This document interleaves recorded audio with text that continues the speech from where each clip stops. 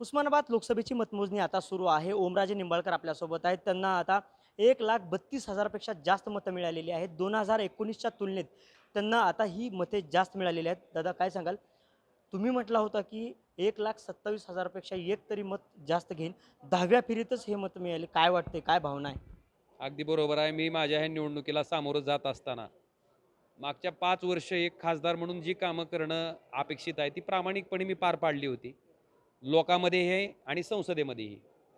आणि मग मला कायमस्वरूपी हिणवलं जायचं की मोदींमुळं तुम्हाला मतं पडलीत, मोदींमुळं गेलात. म्हणून मी लोकांना एवढीच विनंती केली होती की हिंदुहृदय सम्राट शिवसेना प्रमुख बाळासाहेब ठाकरेंना मांडणारा सुद्धा इथं मतदार आहे. आणि मी जर प्रामाणिकपणे काम केलं असेल तर मला जे गेल्या वेळेसचं मताधिक्य आहे 1,26,000 काय आहे त्याच्यापेक्षा एक तरी मत मला जास्त द्या अशी विनंती केली होती. आणि आपण बघताय अजून 20 फेऱ्या पुढच्या मोजायच्यात आणि 10व्याच फेरीमध्ये लोकांनी तब्बल 1,27,000पेक्षा आधीचं मताधिक्य त्या ठिकाणी मला दिलेलं आहे. मायबाप जनतेचे आशीर्वाद फार मोठ्या प्रमाणावर आहेत, त्यामुळे जबाबदारीसुद्धा तितकीच मोठी आहे. आणि आपण जर बघितलं असेल तर महाराष्ट्रात जनतेला गृहीत धरून केलेलं राजकारण लोकांना आवडत नाही. एकीकडे तुम्ही सांगायचं की शेतकऱ्याचं उत्पन्न दुप्पट करतो आणि दुसरीकडे 11,000 रुपये क्विंटलचा सोयाबीनचा भाव तुम्ही 4,000वर आणून ठेवायचा. कांदा विकायला गेला 60 रुपयाला गेला की लगेच कांद्यावर निर्यात बंदी आणायची. म्हणजे शेतकऱ्याचं जगणं कुठंच मान्य करायचं नाही, त्याला देशोधडीला लावायचं काम करायचं, सामान्याला महागाईच्या गर्तेत लोटून द्यायचं. मला वाटतं लोकांना हे आवडलं नाही.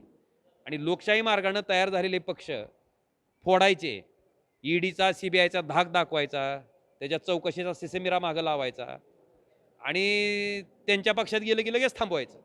हे लोकांना अजिबात आवडलं नाही. लोकशाही काय असते ही लोकांनी मतातनं दाखवून दिलंय. पण काय विश्वास होता तुम्हाला? तुम्ही म्हणत होता की 1,27,000पेक्षा जास्तच तुम्ही मत मिळालं. काय इतका इतका विश्वास का होता? कारण राबलोय मी. मी खासदार म्हणून मिरवण्यासाठी खासदार झालेलो नव्हतो, सामान्य लोकांच्या हितासाठी खासदार झालो होतो. आणि सामान्य लोकांच्या कामासाठी आपण पडल्याच्या नंतर भले आमदार खासदार मंत्री केलेली माणसं पैशाच्या पदाच्या अपेक्षेनं फुटतील, पण सामान्य माणूस कधीही फुटत नाही, सामान्य माणूस कधीही अंतर देत नाही. मला वाटतं त्याचंच हे द्योतक आहे. दादा आता किमान एक 17 ते 18 फेऱ्या बाकी आहेत. किती मताचा लीड मिळेल काय वाटतंय? म्हणजे प्रत्येक मतदारसंघातून तुम्हाला लीड मिळतोय. कुठलाच मतदारसंघ असा नाही की तिथून तुम्हाला लीड कमी होताना दिसतोय. 6 मतदारसंघ आहेत. 6च्या 6 मतदारसंघातून तुम्हाला लीड मिळतोय. आता मला वाटतं मोजण्यापर्यंत आपण वाट बघणं गरजेचं आहे. निश्चित लोकांचा विश्वास आहे, तो विश्वास आता दृढ करणं, त्या विश्वासाला पात्र राहून त्यांच्या ऋणात राहून त्यांच्यासाठी काम करणं मला वाटतं ही जबाबदारी आहे आणि अजून चांगल्या पद्धतीनं पार पाडेन मी. हे होते ओमराजे निंबाळकर यांनी म्हटलंय की लोकांचा माझ्यावरती विश्वास आहे आणि माझी जबाबदारी देखील आता वाढलेली आहे असं त्यांनी म्हटलेलं आहे. अझरुद्दीन शेख, NDTV मराठी, धाराशिव.